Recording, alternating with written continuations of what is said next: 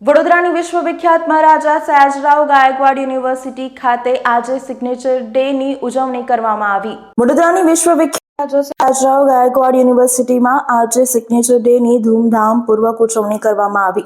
MS યુનિવર્સિટીમાં કેમ્પસમાં વિદ્યાર્થીઓ સફેદ ટી-શર્ટ કે શર્ટ પર એકબીજાના ઓટોગ્રાફ અને શુભેચ્છા સંદેશ લખાવી ખાસ સ્મૃતિ બનાવી હતી। આ અવસરે વિદ્યાર્થીઓએ જણાવ્યું હતું કે સિગ્નેચર ડે એક કોલેજ જીવનની યાદગાર પળોમાંનો અંગ છે, જ્યાં મિત્રતા વધુ ગાઢ બને છે। વિદ્યાર્થીઓએ આ અનોખા દિવસની ખૂબ જ આનંદપૂર્વક ઉજવણી કરી હતી।